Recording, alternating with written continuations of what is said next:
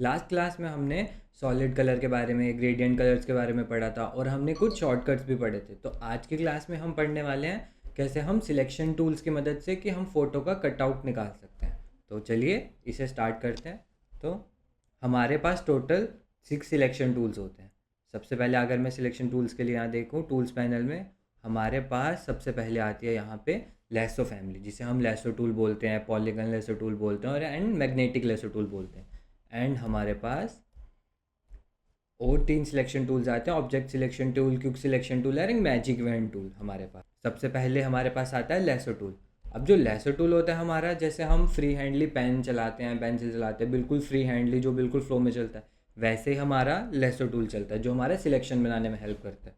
तो इसके लिए हम हमारा जो भी ऑब्जेक्ट होगा हम उसके अराउंड इसको ऐसे रफली चलाएंगे, तो ये हमारे ऐसे रफ सिलेक्शंस बनाने में हेल्प करता है लेसो टूल। तो हम इसके अराउंड इसको ऐसे चलाते हैं।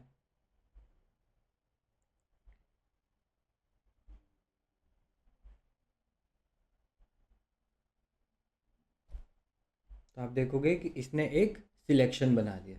अब सिलेक्शन बनाने से ये चीज़ होती है कि आप कोई भी काम करना चाहते हो, या आपको एक वर्क एरिया दे देता है या फिर आपको एक एरिया की सिलेक्शन करके दे देता है कि अगर आप डिलीट करना चाहते हो, इरेज करना चाहते हो, इसमें कलर भी फिल करोगे तो ये इतने ही पार्ट में कलर फिल होगा जितना आपने इसकी सिलेक्शन ले रखी है। तो अगर ऐसे ही मेरे को कटआउट निकालना है, तो अब मैंने सिलेक्शन ले रखी है, तो अब मेरे को कटआउट निकालना है, तो ये इतना ही पार्ट मेरे को कटआउट निकाल के देगा। या मैं कॉपी पेस्ट करता हूँ या डुप्लीकेट करता हूँ तो ये उतना ही पार्ट करेगा जितना मैंने सिलेक्शन एरिया बनाया अपना। तो ये हमारे सिलेक्शन टूल्स होते हैं। ये मेरा सबसे पहला टूल था सिलेक्शन। अब इसमें हमारे पास जो और चीज़ें आते हैं, उसमें हमारे पास ऊपर आप लेफ्ट साइड में यहाँ देखोगे, आपको यहाँ पे 4 ऑप्शन दिखेंगे। सबसे पहला मेरे पास होता है न्यू सिलेक्शन। अब जो न्यू सिलेक्शन होता है उसका मतलब होता है कि आप जब भी कोई न्यू सिलेक्शन क्रिएट करोगे वो हमेशा पुरानी वाली सिलेक्शन को रिमूव करके एक न्यू सिलेक्शन बनाएगा। एग्जाम्पल के लिए, जैसे अभी आपको सिलेक्शन दिख रही है, अब मैं साइड में कुछ भी एक रैंडम सिलेक्शन करता हूँ तो आप देखोगे कि उसने पुरानी वाली सिलेक्शन को गायब कर दिया। अब मैं फिर से न्यू बनाता हूँ, वो फिर पुरानी वाली को गायब कर देगा। पर अगर मैंने सिलेक्शन बना रखी है और मेरा कोई पार्ट मिस हो जाता है, मेरे को उसमें कोई चीज़ को ऐड करना है, उसके लिए आपको सेकंड वाले ऑप्शन में जाना है, जिसका मतलब होता है ऐड टू सिलेक्शन। अब मैं इसको क्लिक करूँगा, जो भी पार्ट मेरा रह गया होगा, फॉर एग्जांपल यहाँ पे कोई चीज़ होती, जो कोई मेरा बैग होता है या कोई चीज़ है जिसको मेरे को ऐड करना है, उसको मैं सिलेक्ट करूँगा तो ये मेरा उस सिलेक्शन में उसको ऐड कर देगा। ऐसे ही मेरे पास थर्ड ऑप्शन होता है, इसको हम सब्ट्रैक्ट टू सिलेक्शन बोलते हैं। तो इस पर मैं क्लिक करूँगा, इसका मतलब होता है जो भी सिलेक्शन मैंने बनाई है, अब कभी कभार ऐसा हो जाता है हमसे थोड़ी गलत सिलेक्शन हो जाती है या थोड़ी एक्स्ट्रा सिलेक्शन हो जाती है, उसको हटाने के लिए हम थर्ड वाला ऑप्शन यूज़ करते हैं, सब्ट्रैक्ट फ्रॉम सिलेक्शन। तो मैं उस पर जाऊँगा, उस पार्ट को सिलेक्ट करूँगा जो मेरे को नहीं चाहिए, को मैं सिलेक्ट करूँगा, वो मेरा उस पार्ट सिलेक्शन से माइनस हो जाएगा। ऐसे ही मेरे पास लास्ट आता है, उसको हम बोलते हैं इंटरसेक्ट।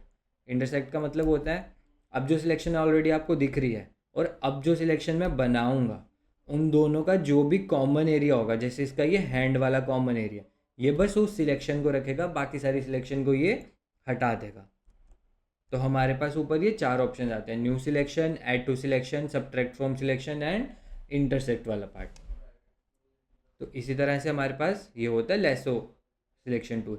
पर अगर अब मेरे को इसका कटआउट निकालना है तो उसके लिए मेरे को इसको Ctrl+J करना पड़ेगा, जिससे आप देखोगे कि मेरे पास एक न्यू लेयर बन के आ गई। और अगर मैं नीचे की लेयर को हाइड करूँगा, जो मेरी ओरिजिनल फ़ोटो है, तो आप देखोगे इसका एक कटआउट निकल गया है, जो भी मेरा रैंडम था क्योंकि मैंने बिल्कुल उसके साइड्स पे चलाया था। तो ये हमारा लेसो टूल की हेल्प से होता है। तो इसी सिलेक्शन को अगर मेरे को हटाना है क्योंकि मेरे को दूसरे टूल पे जाना है या मैं कुछ और काम करना चाहता हूँ, तो उसके लिए आपको इस सिलेक्शन पे राइट क्लिक करके डीसिलेक्ट करना पड़ेगा, या फिर आपको Ctrl+D आप करोगे इसके लिए सिलेक्शन को हटाने के लिए। तो ये था मेरा लेसो टूल। ऐसे ही सेकंड मेरे पास आता है पॉलीगन लेसो टूल। अब पॉलीगन लेसो टूल क्या होता है? पॉलीगन लेसो टूल हमारा काम करता है बेसिकली ज्योमेट्रिकल शेप्स के या ज्योमेट्रिकल काइंड ऑफ चीज़ों के लिए, जहाँ पे हमें बिल्कुल स्ट्रेट लाइंस बना के सिलेक्शन निकालनी होती है। जैसे मैं जैसे इस पर क्लिक करूँगा एक पॉइंट बनेगा। अब आप इसको कहीं पे भी ड्रैग करके लेके जाओगे, ये हमेशा मेरी स्ट्रेट लाइन ही बनाएगा, ये कहीं से भी कर्व नहीं होगा, ये हमेशा स्ट्रेट लाइंस पे काम करता है। इसको हम पॉलीगन लेसो टूल बोलते हैं। तो इसको भी हटाने के लिए हम कंट्रोल डी प्रेस करेंगे। थर्ड हमारे पास होता है मैग्नेटिक लेसो टूल। अब मैं मैग्नेटिक लेसो टूल को सिलेक्ट करता हूँ। ऊपर आप देखोगे कि ये 4 ऑप्शंस हर सिलेक्शन टूल में आपको मिलेंगे, new selection, add to selection, subtract from selection, intersect वाला पार्ट। तो मैग्नेटिक लेसो टूल अब हमारा काम करता है, जब इसका नाम है मैग्नेटिक लेसो टूल, मतलब ये मैग्नेट की तरह काम करेगा। कैसे? जैसे अगर मैं इस पॉइंट पे एक कोई भी स्टार्टिंग पॉइंट बनाऊंगा, उस पर क्लिक करूंगा, इसको मैं अब मेरे को उस ऑब्जेक्ट के अराउंड ऐसे चलाना है, तो ये अपने आप मैग्नेट की तरह जहाँ पे उसे वो पॉइंट दिख रहा है उसके साथ ही वहाँ पे पॉइंट्स बना बना के सिलेक्शन करता जाएगा इस चीज़ के।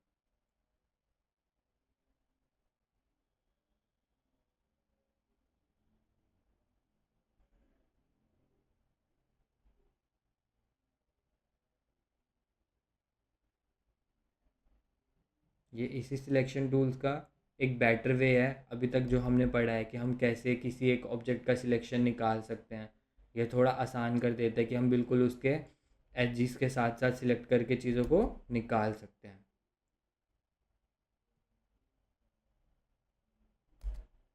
अब देखोगे आपकी इसकी एक सिलेक्शन बन गई है। अब मैं इसी को कंट्रोल जे करूँगा अपना कटआउट देखने के लिए, तो अब आप देखोगे कि मेरे पास इस तरह से कटआउट आया है जो पहले से बेटर है। तो ये हमारा मैग्नेटिक लेसो टूल की मदद से होता है। इसी में हमारे पास सिलेक्शन टूल्स में और चीज़ आती है। जैसे हमने सिलेक्शन टूल से राइट क्लिक किया था सिलेक्शन पे, तो हमारे पास डी सिलेक्ट का ऑप्शन आया था। अब इसी में ही हमारे पास ऑप्शन आता है, इसको हम सिलेक्ट इन्वर्स बोलते हैं।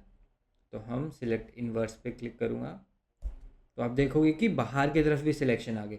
अब हमने एक हमारे जो इमेज में जो ऑब्जेक्ट है उसका हमने सिलेक्शन निकाला था, पर अब इसने उसको इन्वर्ट कर दिया। जैसे कि कंट्रोल जे प्रेस करूँगा, अब आप देखोगे इसने बिल्कुल उल्टा कर दिया। अब सिर्फ बैकग्राउंड सिलेक्टेड है, जो मेन पर्सन था हमारा वो सिलेक्टेड नहीं है। तो हम ये सिलेक्ट इन्वर्स की मदद से कर सकते हैं।